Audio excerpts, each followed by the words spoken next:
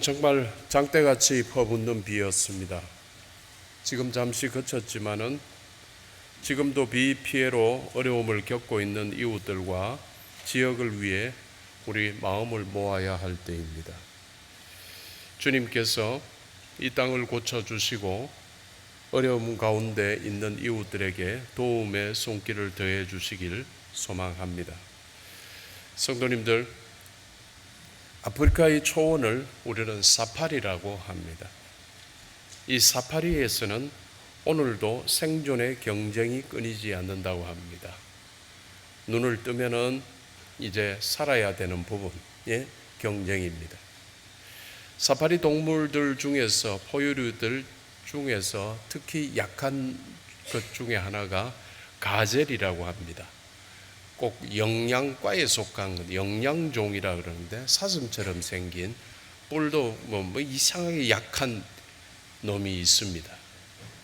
이게 가장 제일 약한 축에 드는 이 가젤은 자기를 사냥감으로 여기는 제일 빠른 사자보다 더 빨리 달려야지만이 생존할 수 있답니다. 약한 건데도 그 사자 중에서 제일 빨리 달리는 사자보다도 더 빨라야지만이 살아날 수 있습니다. 그래야 잡아먹히지 않고 살아날 수 있습니다.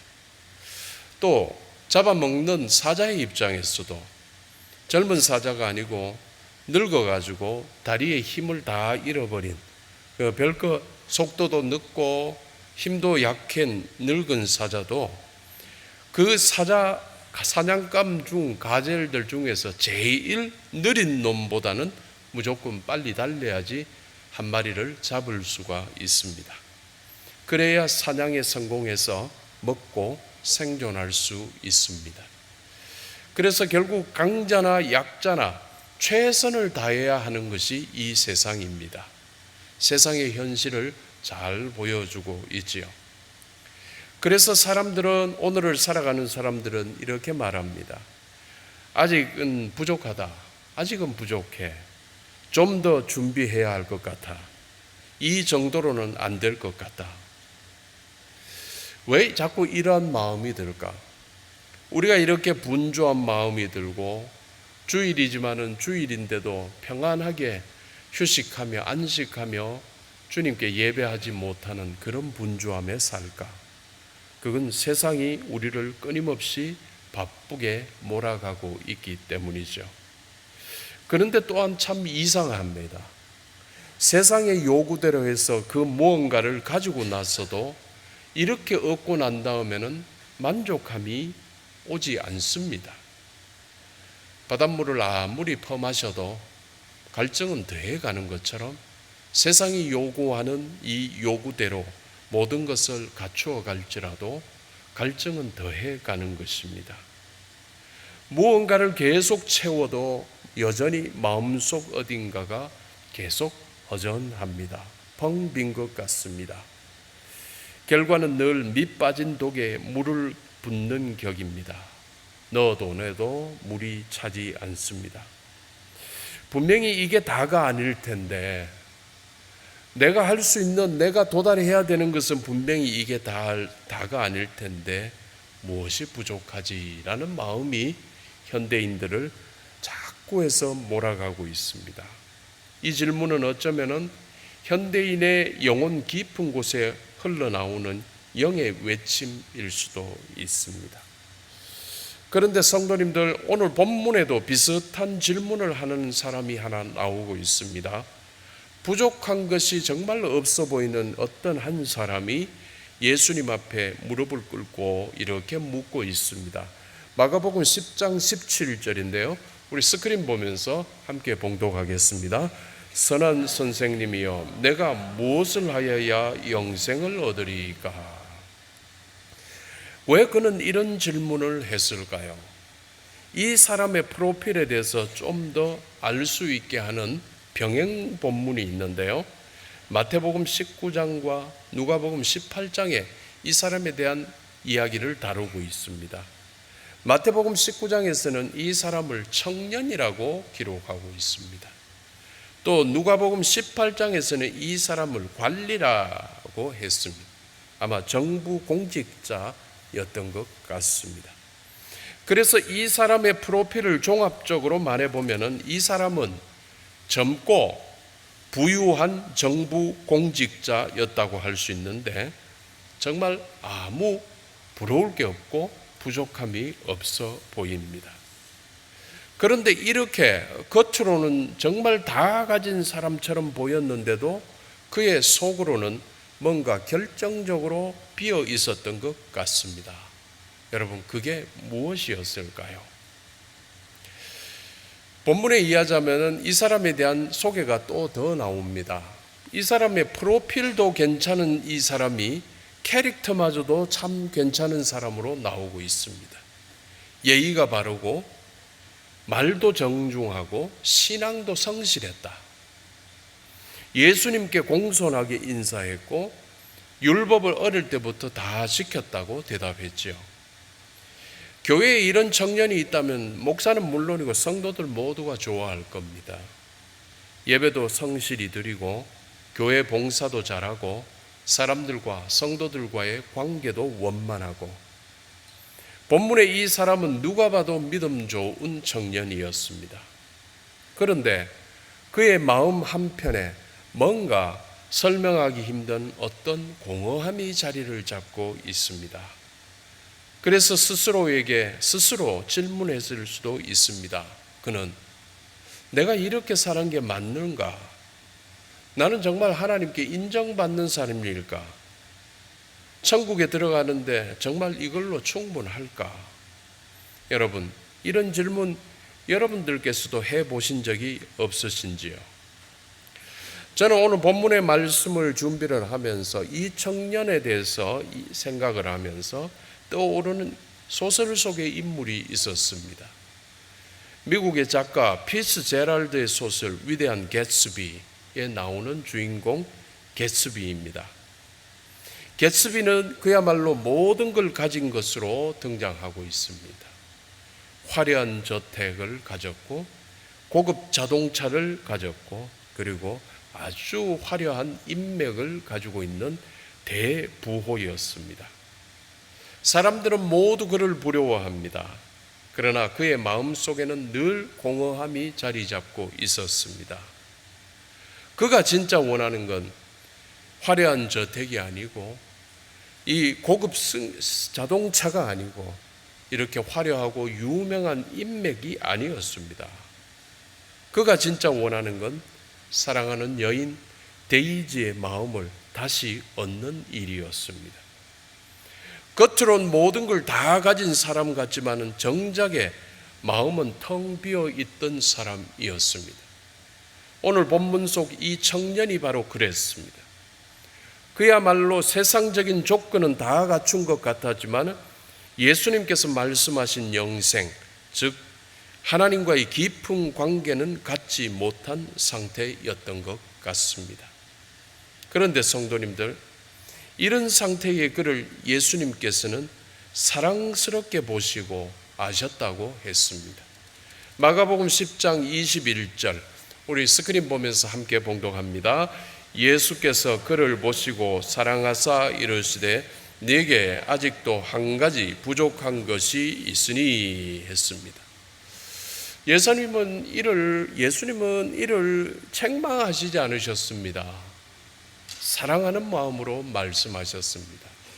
예수님의 음성은 성경에서 보면 여러 가지로 드러나고 있습니다. 똑같은 글이지만은 묵상을 할 때 예수님은 참 뚜렷한 성격들을 지니셨습니다. 가난하고 약한 자들에게는 불쌍한 마음으로 드러나셨고 또 바르게 살아가려고 하는 자에게는 사랑으로 정말 자비롭게 나타나셨고 그리고 거짓되고 권위를 부리고 사람들에게 횡포를 부리는 자들에게는 아주 혹독한 말씀으로 드러나고 계십니다. 그런데 오늘 이 청년에게는 예수님께서 사랑의 마음으로 지금 말씀하고 계십니다. 네게 아직도 한 가지 부족한 것이 있다라고 예수님 말씀하셨습니다. 사람들에서 볼 때는 정말 다 채워진 것 같이 완벽하게 다 가진 사람 같은 건데 예수님이 보셨을 때 하나 비었다라는 것입니다.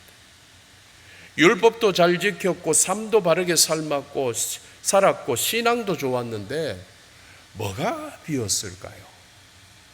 예수님께서는 분명히 말씀할 때 한 가지 부족한 것, 바로 하나님보다도 더 소중히 여기는 그 무언가를 가지고 있는 마음이고 그리고 삶의 자세였습니다. 여러분, 이 청년 정말 훌륭한데 예수님께서 바로 보셨을 때 이 청년이 가지고 있는 것 정말 귀중하고 삶의 자세 정말 중요한데도 예수님께서 보셨을 때 이것을 하나님보다 더 사랑하고 있더라라는 것입니다. 그래서 예수님께서 이렇게 말씀하십니다. 마가복음 10장 21절입니다. 우리 스크린 보면서 함께 봅니다. 네게 있는 것을 다 팔아 가난한 자들에게 주라. 그리고 와서 나를 따르라. 우리 예수님은 우리를 그대로 다 알고 계십니다. 우리의 중심을 아시고 우리의 속마음을 아시고 우리의 의도를 아시고 모든 것을 잘 아세요.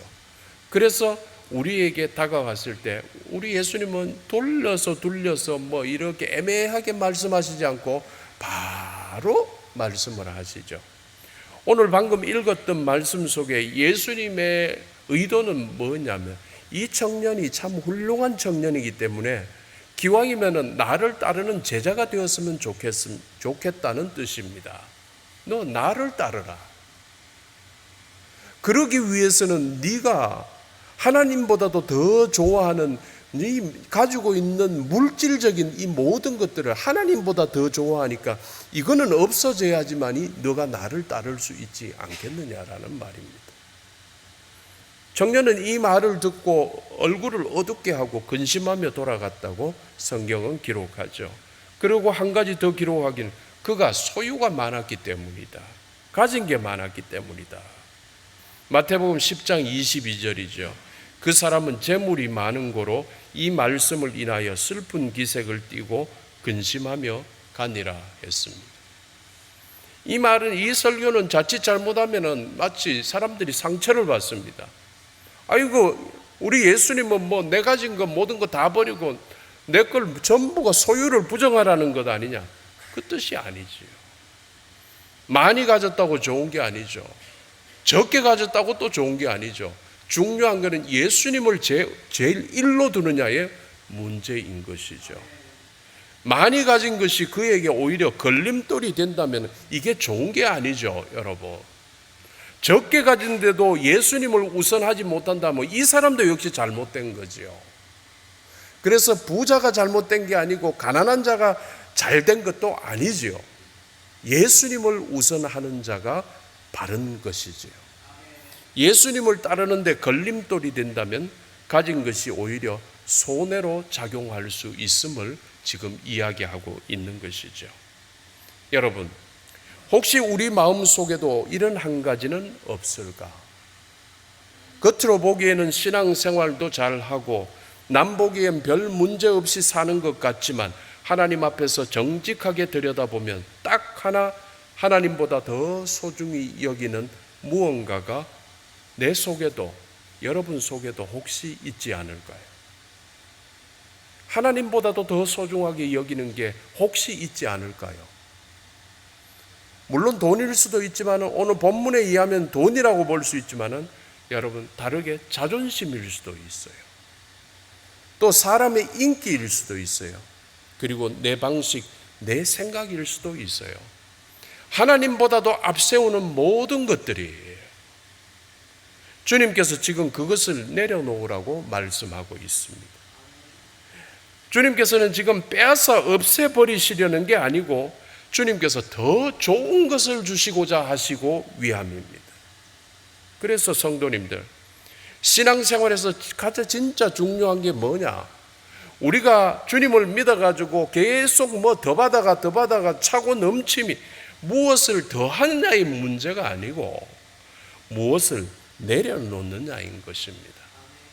우리가 뭘 가지고 축복을 받았다, 뭘 했다 하는 게 주님 앞에서는 그게 뭐겠습니까? 주님께서 보시는 건 뭐냐 하면 주님을 위해서 더 세상 것을 내려놓는 자인가의 것이지요. 더하기를 원하기보다 빼기를 원하고 계십니다. 여러분 믿으시기를 바랍니다.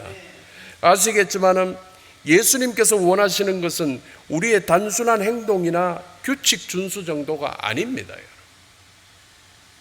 그게 아니라 예수님 당신을 따르는 것, 예수님과 함께 살아가는 삶입니다. 이게 바로 영생이라는 겁니다. 우리는 예수님과 함께 이 땅 속에서 예수님을 우선하면서 예수님과 함께 살아가는 세상을 가장 귀한 것으로 여기고 가장 우선하면서 이것을 가장 즐겁게 살아가다가 언젠가 곧 주님 오시는 날 우리의 이 영생은 지금 체험하고 살아가던 영생이 진정한 영생으로 연결이 되는 거예요. 예수님께서는 이걸 원하시는 겁니다.